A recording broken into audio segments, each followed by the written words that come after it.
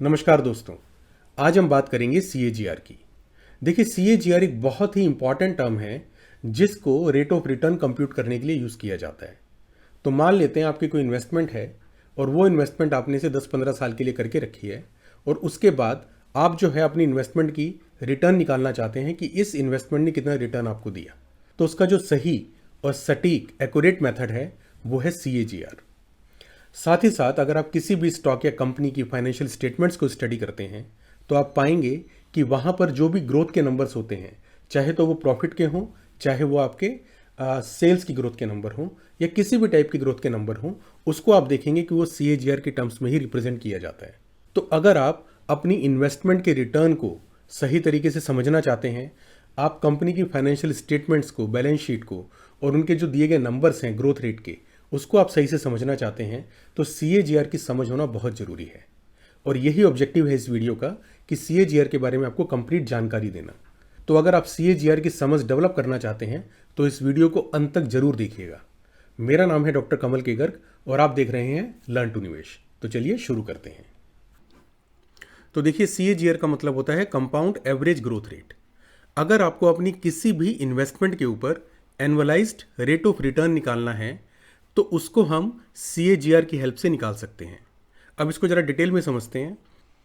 अब मान लीजिए कि आपके पास एक्स अमाउंट है जो आपने किसी इंस्ट्रूमेंट में इन्वेस्ट कर दिया। अब ये जो एक्स अमाउंट है ये एन ईयर्स के बाद हो जाता है वाई अमाउंट। तो आप इसका एनुअलाइज्ड रेट ऑफ रिटर्न निकालना चाहते हैं एज्यूमिंग कि हर साल जो भी आपको इंटरेस्ट या इनकम इस इन्वेस्टमेंट से हो रही है उसको आप बाहर नहीं निकालते, उसको आप री इन्वेस्ट कर देते हैं और इस तरीके से हर साल आप उसको री इन्वेस्ट करते चले आते हैं। तो एन ईयर्स के बाद आपका अमाउंट वाई हो जाता है। तो आपका रेट ऑफ रिटर्न कितना होगा? तो इसको ज़रा एक एग्जांपल की हेल्प से हम समझते हैं। लेट अस से कि आपने 1,00,000 रुपया किसी इन्वेस्टमेंट में लगा दिया और आपको उसका एनुअलाइज्ड रिटर्न जो है वो 10% का मिलता है। तो एक साल के एंड में आपको जो रिटर्न मिला वो मिला 10,000। तो आपका फाइनल अमाउंट अब कितना हो गया? एक साल के अंत में आपका अमाउंट हो गया 1,10,000। अब आप क्या करते हैं? 10,000 को बाहर नहीं निकालते, इसको आप पूरा को पूरा री इन्वेस्ट कर देते हैं। तो उसके बाद सेकेंड ईयर में जो आपका प्रिंसिपल अमाउंट है वो बन जाएगा 1,10,000। अब 1,10,000 पे आपको अगर इंटरेस्ट मिलता है सेकेंड ईयर में तो आपका रिटर्न होगा 11,000 का और आपका फाइनल अमाउंट सेकेंड ईयर के एंड में हो जाएगा 1,21,000। अब थर्ड ईयर की शुरुआत में आपका जो प्रिंसिपल है वो हो गया 1,21,000 और इसका जो 10% इंटरेस्ट आपको मिलेगा थर्ड ईयर में वो मिलेगा 12,100। तो आपका अमाउंट थर्ड ईयर के एंड में होगा 1,33,100 रुपये। अब इस तरीके से आप करते चले आते हैं और 10 साल के बाद अगर आप देखें तो आपका जो टोटल अमाउंट आप रिसीव करेंगे वो है 2,59,374। तो यहाँ पर देखा जाए तो आपका प्रिंसिपल था 1,00,000 और आपको मिला 2,59,374। तो इसका जो CAGR है दैट इज इक्वल टू 10%। तो CAGR बेसिकली क्या है कि एनुअलाइज्ड रिटर्न है और ये एज्यूम करता है कि जो भी इसमें आपको एनुअलाइज्ड इंटरेस्ट मिल रहा है या जो भी एनुअलाइज्ड आपकी इनकम हो रही है उसको आप बाहर नहीं निकालते, उसको आप री इन्वेस्ट कर देते हैं। तो इस तरीके से जो भी रिटर्न कैलकुलेट किया जाता है, रेट ऑफ रिटर्न, उसको हम बोलते हैं CAGR। तो देखिए, हमने समझा कि CAGR क्या होता है, उसका मीनिंग क्या होता है। अब आप देखिए CAGR को अगर आप कंप्यूट करना चाहते हैं बड़े ही सिंपल तरीके से आप उसको कैसे कंप्यूट कर सकते हैं। तो इसी एग्जांपल को हम कंटिन्यू करते हैं। आप देखिए, आपका इनिशियल अमाउंट था 1,00,000 रुपया और आपका जो पीरियड था 10 साल, आपने 1,00,000 को 10 साल के लिए इन्वेस्ट किया और आपका जो फाइनल अमाउंट बना वो बना 2,59,374 रुपये। अब आपको इसका CAGR कंप्यूट करना है। तो CAGR कंप्यूट करने का एक फॉर्मूला है और वो फॉर्मूला है ये।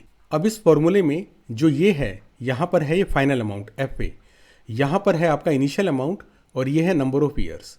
तो अगर आप इस फॉर्मूले से कंप्यूट करते हैं तो आप पाएंगे कि आपको जो नंबर मिलता है वो है 10%। और हमने देखा टेबल की हेल्प से सिस्टमेटिकली कि 10% CAGR का मतलब क्या है। तो कोई भी इन्वेस्टमेंट जिसमें आपको इनिशियल अमाउंट पता है, आपको फाइनल अमाउंट पता है और आपका इन्वेस्टमेंट पीरियड आपको पता है, तो उसका आप CAGR कंप्यूट कर सकते हैं इस फॉर्मूले की हेल्प से। और इस तरीके से आपको एक्चुअल रेट ऑफ रिटर्न कितना मिला है आपकी इन्वेस्टमेंट पे वो आप कंप्यूट कर सकते हैं। अब देखिए, अब हमको पता है CAGR का मतलब क्या होता है और CAGR को कंप्यूट करने का फॉर्मूला भी पता है। अब देखिए, इस फॉर्मूले को मैनुअली कंप्यूट करने की जरूरत नहीं है आपको। आप इंटरनेट पे जाके सर्च कर सकते हैं ऑनलाइन CAGR कैलकुलेटर, और आपको काफ़ी सारे कैलकुलेटर रेडिली मिल जाएंगे जहां पर आपको ये 3 वैल्यू डालनी है, इनिशियल अमाउंट, फाइनल अमाउंट और पीरियड, और वो आपको CAGR कंप्यूट करके दे देगा।